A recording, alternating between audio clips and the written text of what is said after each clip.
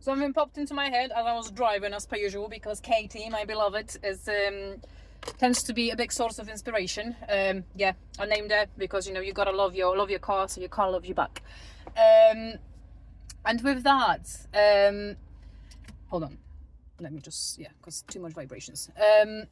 So what I was sort of coming back a little bit to some of the topics that I've touched yesterday, and thank you so much, by the way, for the great response. And I'm glad it's helping somebody, because that's all it is about, when you're a healer, energy worker in some parts, you go through stuff to overcome it and then finally be strong enough to help. And I think, we reached that stage. Okay, to the point.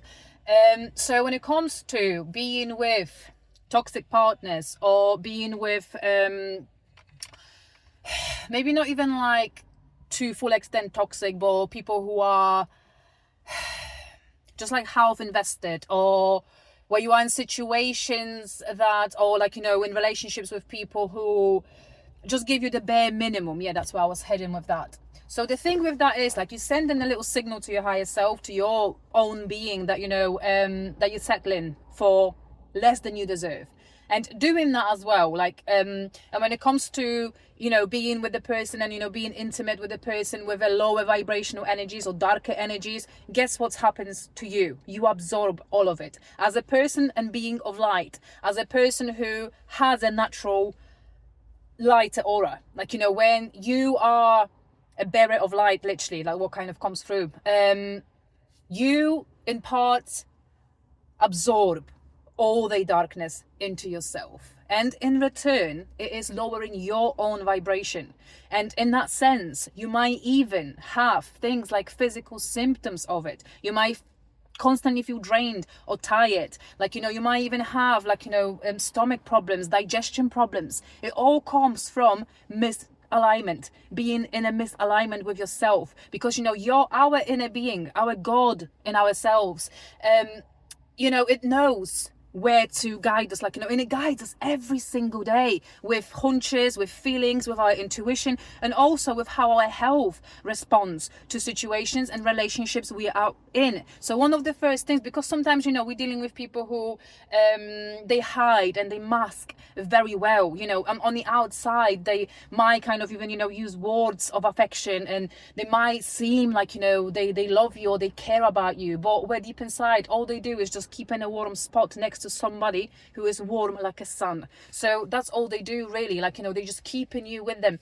And that's why, for that, when you are, I don't want to say enlightened, because that's a bit, too much, but when you are in some way aware or awaken, or maybe like if you've been on a spiritual journey, or if you're starting your spiritual journey, which all comes down to us always choosing ourselves, and never kind of in any parts entertain any lower vibrations, whether that be friends, relationships, because by doing so, you send in signal to yourself that you want to vibrate lower, if that makes sense.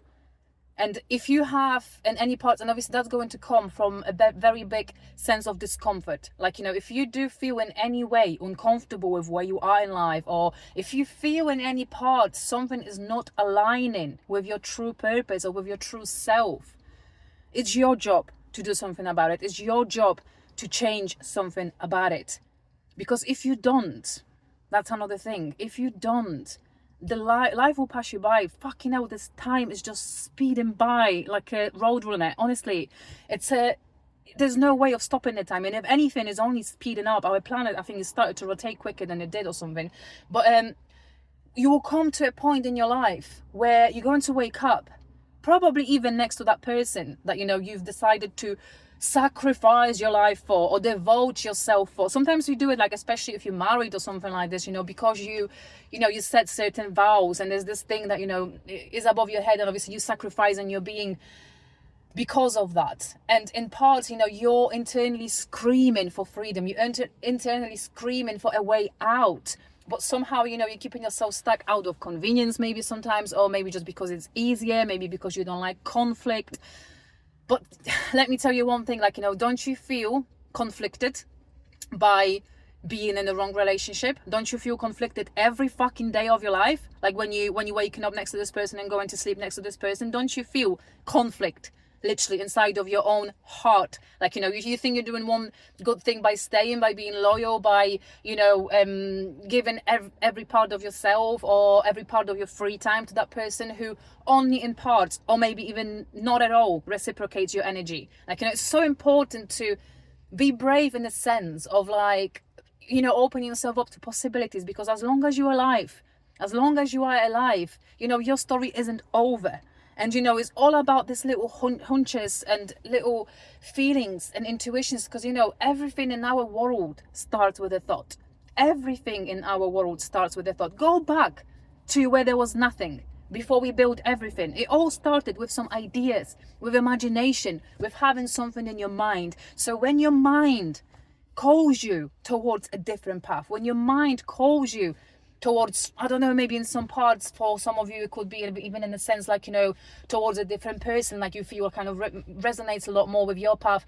Like, you know, there's certain amount of risk, of course, because, you know, you might be comfortable in position where you are now, or with the person that you are now, because it's good enough, like, you know, in a sense, like you will do. But it's when it comes to emotional fulfillment and, you know, happiness in life, and wouldn't it be easier to, like, because obviously, like, I'm coming to these terms by myself, like, you know, because I've searched for partners, like, you know, on dating apps and everywhere, like, you know, and all I've attracted is more trauma and trouble. So now I'm kind of realizing that, you know, I'm so much better on my own, where I can do and express myself as I want. And until I meet a person that can match my fire, which fucking hell, doubtful. But if I meet somebody who matches my fire, I'm gonna be proud and I'm gonna be happy that I've kept my path clear. And if it isn't meant for me, like, you know, I'm happy to be shining my light all by myself. So yeah, like, bottom line for this message, like, do you really take like a longer look at yourself and your happiness, and obviously most importantly, ask yourself that question: am I really happy? If the answer is no, it's time to change something. It's time to change something, and it's time to protect your own light and protect your own energy. Love you, babe.